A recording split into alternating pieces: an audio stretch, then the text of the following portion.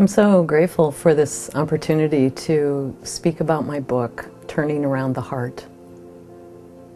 In this book, I offer 30 teaching stories that are both from my professional life as a spiritual director and companion, as a psychotherapist, and as a body worker, but also from my personal life.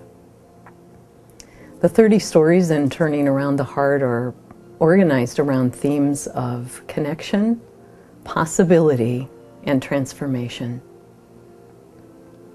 Each story in this book is accompanied by a guided meditation, journal prompts and reflection questions, and suggested exercises and activities that really invite the reader to claim their own teaching stories, to take the theme of that story deeper.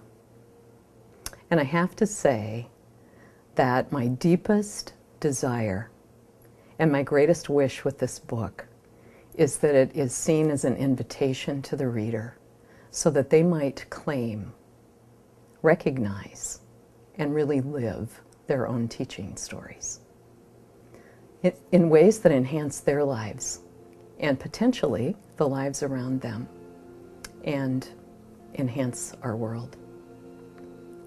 So what is a teaching story? This book holds 30 teaching stories. I share mine. I want to invite the reader to claim their own teaching stories. What is a teaching story? Well, for me, a teaching story is a story that expands my awareness, that it opens my perspective in a way that widens it. A teaching story holds layers of meaning, a story that takes me into an experience that helps me remember the largest sense of who I am. That's a teaching story. And an example of how a teaching story is different than a regular story might be this example. I could give you a lot of information about how important it is to stay calm and centered in the midst of turmoil or challenge, or even danger. And that might be really important information, but it would probably only appeal to the thinking part of you. And I don't think it would impact in the same way as if I told a story that really carried an experience of that need to stay centered and calm in the midst of challenge. So in the book, there's a story called Being the Teaching. And in this story, it happened several years ago. I was at a holistic health conference on a Midwestern campus. On that campus, it was June. It was hot. It was humid. And the air was very still. There wasn't any air moving. It was kind of oppressive. And it was tornado season. And of course, what happened was, all of a sudden, tornado sirens are going off everywhere. And hundreds of people are attending this conference. And so we're all being herded into various places of safety on the campus. I found myself in a basement hallway of a building with probably 200 other people. We're packed in there pretty close. And you could feel the tension and the fear and the anxiety. The voices were really loud, and it seemed to me that the tension and the fear was kind of feeding on itself as we were all worried about what was going to happen. And so it felt like it was just intensifying. And I happened to be standing across from one of the presenters of one of the workshops, Qigong teacher. And this is what happened. I'll read to you about this. Lin sat down, just simply sat down and closed his eyes in the mere inches allowed for each of us. Instantly, I felt calm radiate out from him. I felt calmer. and watched with curiosity as others' voices began to quiet. Those who were still talking were now using their indoor voices. It was as if a stone of serenity had been dropped in the pond of that hallway, and ripple after ripple of calm radiated out. Soon that crowded hallway was one of the most tranquil places I had ever been. I was amazed. I'm still amazed.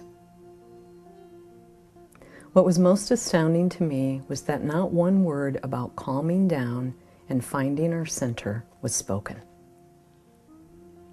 And yet this was the largest teaching I had ever witnessed about being calm and finding our center.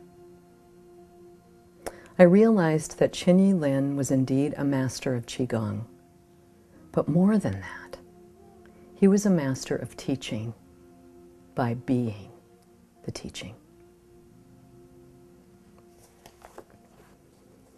So then following that story would be a guided meditation and questions and offered experiences so that the reader could begin to ask the question for themselves, what is it that I am the teaching of in this life of mine?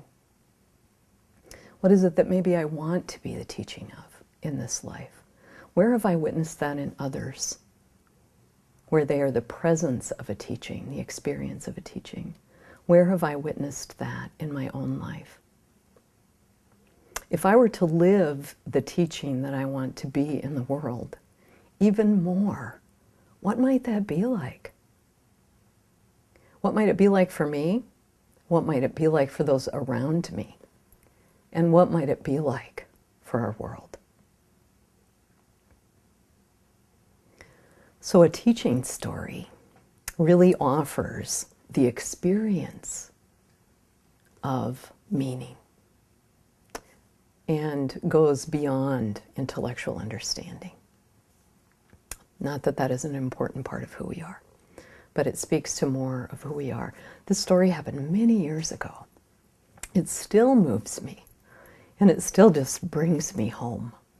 That's the gift of a teaching story.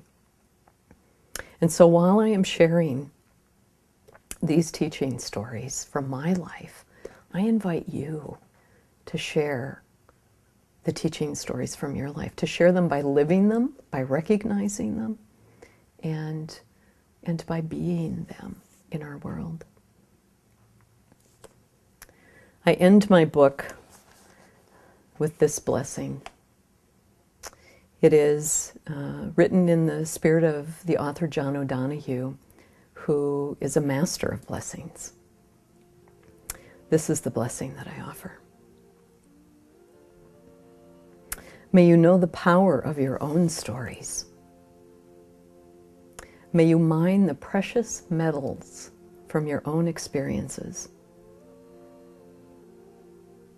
May the stories that slipped away unnoticed come home. May the stories that have waited to be told find words. May the stories that have been reclaimed find voice. May the stories that have asked to be explored be journeyed.